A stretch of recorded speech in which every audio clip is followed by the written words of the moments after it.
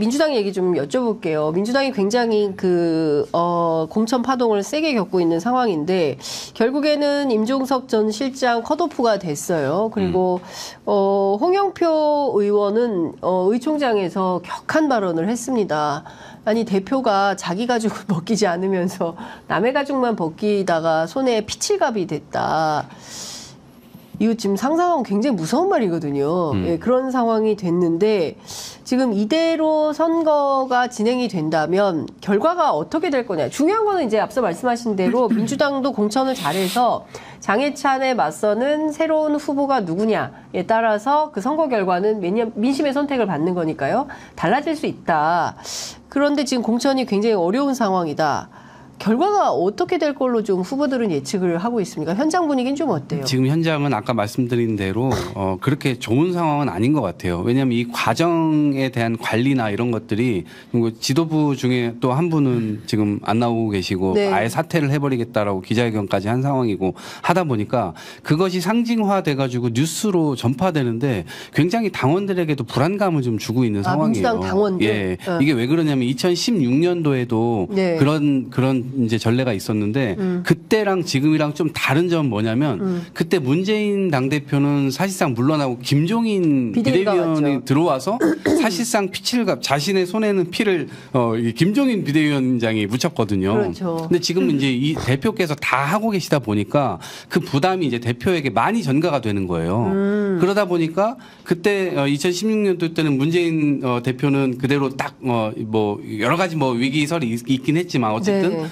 덜 상처난 채로 어쨌든 당을 좀 보듬을 수 있었고 뒤에서 그리고 앞에서는 또 다른 분이 역할을 하셨기 때문에 그런데 지금은 이제 이재명 대표에게 모든 부담이 지금 다 가고 있는 거여서 아마도 충격파는 네. 그때보다 지금이 좀 더 큰 것이 아닐까라는 생각이 들고 네. 이제 한 3분의 2를 좀 넘어섰잖아요 공천이 네. 네. 저는 이제 이번 주 다음 주 뭐 3월 초까지도 이제 가게 될 텐데 3월 초까지 공천을 좀 마치게 되면 네. 이거를 수습하는 그 시간이 굉장히 짧게 네. 빠르게 다른 국면으로 빨리 넘어갈 수 있어야 된다. 네. 그래야 이제 수습이 된다라고 생각을 하고 네. 그 수습이 잘 안 되면 총선 치르기가 어려울 거예요. 네. 네. 그래서 네. 지도부가 지혜를 잘 짜내셔가지고 네. 잘 수습해 주시기를 네. 바랍니다. 네. 굉장히 공손한 태도로. 저는 안 공손하게 평가를 안 공손하게 평가를. 네. 저는 사실 임종석이라는 그 정치인이 가지는 상징성이 있다고 봅니다. 굉장히 큰 정치인이죠. 그래서 전 이분이 친문이라고 하는 그러니까 문재인 대통령 시절에 비서실장을 네. 했고 상당히 그때 유의미한 역할을 했기 때문에 그 상징성이 있고 또 하나는 이분이 운동권에서도 상당히 상징적인 분이잖아요. 그렇죠. 제가 이분이 정치 언제 데뷔했나 봤더니 34살에 네. 그러니까 저보다도 한참 젊을 때 네. DJ 대통령이 발탁해서 들어오셨더라고요. 맞아요. 97년 대선 이후. 그러고 나서 지금 24년이 흘렀습니다. 네. 그 24년 동안 뭐 제가 직책을 다 나열하지 않아도 대한민국에서 남들은 한 번도 못 해보는 자리를 많은 걸 다 하셨어요. 그러면 이분이 문재인 정부 비서실장으로서 윤석열이라고 하는 이 정말 괴물 검사를 뭐 그때 잘못한 거 전 뭐 잘못했다 이제 와서 뭐라고 할 수는 없지만은 발탁한 책임은 있지 않습니까? 그렇다면 전 이번에 윤석열이라는 인물이 그때 발탁한 사람이 지금 대통령인데 그분을 심판하겠다라고 그분을 발탁한 사람이 나와가지고 표 달라고 하는 국민들이 줄까요? 그럼 전 이분이 일단 왜 나왔는지가 저는 의문이에요. 그렇다면 임종석 실장의 출마가 당에 도움이 되나? 나라에 도움이 되나? 아무 도움이 안 되는데 출마했다라는 것은 너무 이건 사사로운 도전이다라는 게 일단 저의 평가고요. 네. 근데 사사롭게 도전을 했는데 그럼 그거를 이재명 대표는 조율할 능력이 안 되나? 그러니까 나왔어요. 뭐 말릴 수는 없겠죠. 우린 다 피선거권이 있으니까. 네. 그럼 나왔으면은 그거를 뭐 물밑에서 대화를 하든 아니면 어떻게 조정을 하든 좀 이걸 조용하게 관리는 할 수 없었을까? 그러니까 이걸 나왔는데 이거를 밀어붙이기 식으로 강대강으로 이렇게 맞서면은 결국 임종석 실장은 그냥 못 나가는 거고 그 모든 피해는 민주당이 다 보는 거 아닙니까? 결국엔 이 공천 갈등이 파동이 되니까요. 그러니까 저는 참 이재명 대표가 결국에는 그분의 정치력을 보여줘야 되는 건데 그 정치력에 대한 평가는 지금 좋게 볼 수는 없을 것이다. 이 공천이 관리하기 어렵잖아요. 그래서 원래는 다선 의원들 뭐 다선 의원은 또 다 잘하는 건 아니지만 굉장한 정치력을 요구하는 작업인데 초선에 대선주자 출신의 이재명이라고 하는 정치인이 보여주는 정치력은 이번에 매우 좀 실망스럽다라는 생각이 좀 듭니다. 네, 그 기술력을 지적하는 분들이 있어요. 정치력이요. 그러니까, 예, 정치력. 네. 그러니까 정치도 기술과 예술이 필요한 영역인데 이 상황 관리가 너무 안 되고 있다에 대해서 비판하는 그 원로들 포함해서